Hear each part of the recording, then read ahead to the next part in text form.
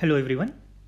In this video, we will be discussing about pathogenesis of COVID infection. As you know, the Central Institute exams are now focusing on basic sciences. Also, coronavirus is in news everywhere. Therefore, I strongly suspect that one or two questions on pathogenesis of COVID-19 infection will be there in all of the central exams. This flowchart beautifully depicts the pathogenesis of COVID infection. Though it looks very intimidating at first, but later on when we understand the flowchart very well, we will be able to recall the whole of pathogenesis of COVID infection in half or 1 minute of looking at this flowchart. Starting from the basics, we know that coronavirus is a RNA virus, and just like any other virus, it has a nucleocapsid and some proteins present on its envelope. The protein which you can see is projecting the outermost is the spike protein called S protein. This spike protein or S protein is important because it is the one which binds to our human receptors. In our body, there are ACE2 receptors, that is angiotensin converting enzyme 2 receptors. These receptors are present on various sites as we have mentioned here, such as lung, heart, kidney, intestine, nasal mucosa, bronchus, esophagus, stomach, bladder, ileum. So what happens is this S protein of the coronavirus binds to this ACE2 receptors, and just like any other virus, it will attach and enter the host cell, and inside the host cell there will be uncoating of the virus. The RNA will be released. There will be biosynthesis of the new RNA, which will be later assembled together and packed together, and it will be released from the host cell in larger numbers. So just like any other viral infection, coronavirus is also attaching to the ACE2 receptors and coming out in increased numbers.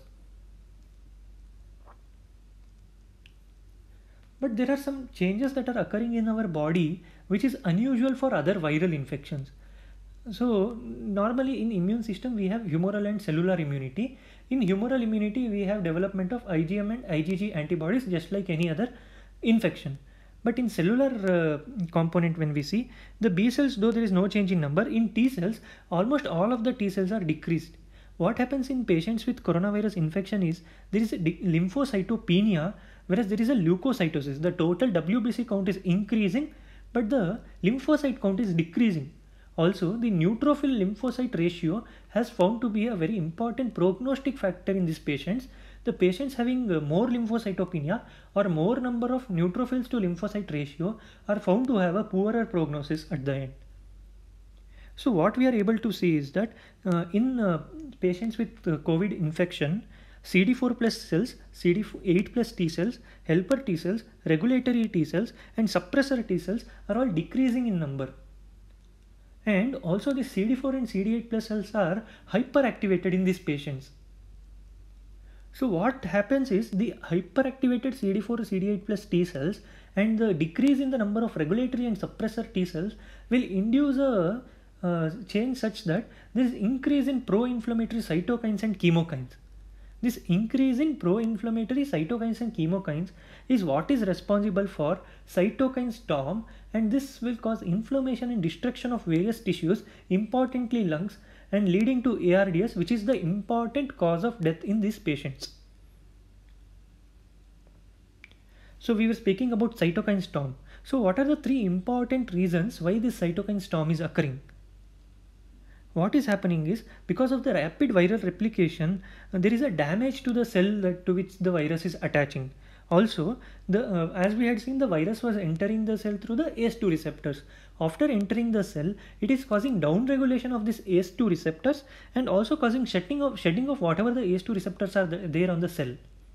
Therefore, there is decrease in the ACE2 receptors, and this will lead to a dysregulation in the renin-angiotensin system. We will see its significance later on. Also, one important phenomena that is occurring here is antibody dependent enhancement. This term you would have heard while discussing about why the dengue infection, when it occurs second time, is more severe and has associated a lot of complications.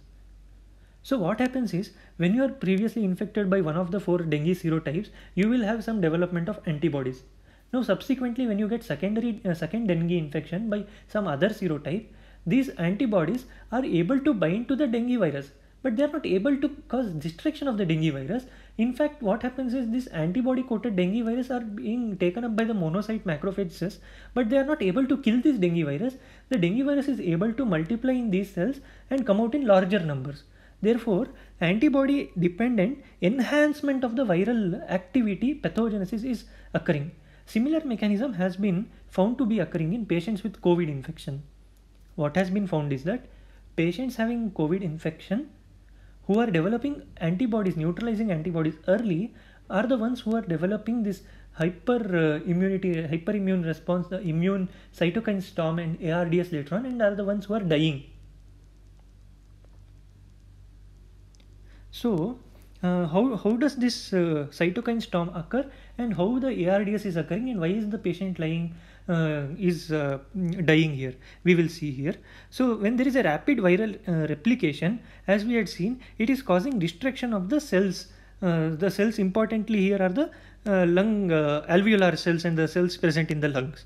There is a destruction of the epithelial and endothelial death to which these viruses are attaching, and death of these cells leads to vascular leakage. The endothelial cells, capillary endothelial cells on destruction will lead to vascular leakage.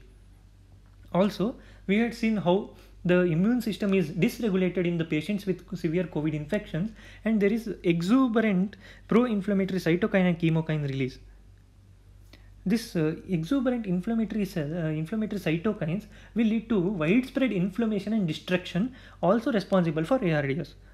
Also, as we had seen, there is decreased ACE2 function primarily because there is downregulation and also shedding of whatever the ACE2 receptors were present on the cell. This decreased ACE2 function causes dysregulation of renin-angiotensin pathway. All this will lead to increased inflammation and vascular leakage and will lead to what is called as ARDS, the important cause of death in these patients. So having discussed all of this, let us go back to the flowchart. Let us try to understand the flowchart. So what happens is, the mode of spread of this COVID infection is droplet mode. Droplets are considered, respiratory droplets are the important source of infection here. Though direct contact and fomites are also thought to be responsible for acquiring infection. Fecal spread and aerosols have not yet been proven to be the cause of spread of COVID infections yet. This is also important. The mode of spread is also important. So respiratory droplets, obviously it will enter the upper respiratory tract first, where as we had seen, even the nasal mucosa is containing the ACE2 receptors. So this coronavirus will first bind to the nasal mucosa containing ACE2 receptors, and from there it will go to the lower respiratory tract and GI mucosa. And what will happen is, once the destruction of the cell epithelial and endothelial cells occurs, these viruses are taken into the circulatory system, leading to mild viremia, and in some cases it stops there only, where the patient is asymptomatic, and recent figures are showing as high as 60 to 80% patients with COVID infection are asymptomatic. But in few patients, what happens, we have seen how ACE2 dysregulation, overactivation of T cells, and antibody dependent enhancement occurs in few patients. So what happens is, let us start with antibody dependent enhancement. Once there is antibody dependent enhancement, the coronavirus is coming out of the cells in increased numbers. So there is a viral replication that is occurring in various targeted organs. And there is also, since there is an increase in the viral load, the inflammatory response in a vicious cycle increases further, and this systemic inflammatory response is responsible for cytokine storm. And also this inflammation is causing widespread destruction and multiple organ damage. Overactivation of T cells will cause increased release of pro-inflammatory cytokines and chemokines, immune dysfunction, and therefore leading to cytokine storm. ACE2 downregulation or shedding will cause dysfunction of renin-angiotensin system, and this dysfunction of renin-angiotensin system is directly responsible for cytokine storm. Also, it will the renin-angiotensin system is important for maintaining the tone of the vasculature. Now, once this renin-angiotensin system is dysregulated, there is increased pulmonary vascular permeability leading to pulmonary edema. Also, cytokine storm inflammation is causing destruction of the epithelial and endothelial cells in various locations, also responsible for increased vascular permeability and pulmonary edema, and it is responsible for ARDS. This ARDS is the most important cause of death in these patients. So here, after seeing all of the things, now it should be very easy to recall the whole of pathogenesis by looking at this flow chart in future. But as we know, we still do not know the complete pathogenesis of COVID infection, and more research is being conducted in this. And later on, if we find any new updates in the pathogenesis of COVID infection, we will be updating it here. Thank you for watching.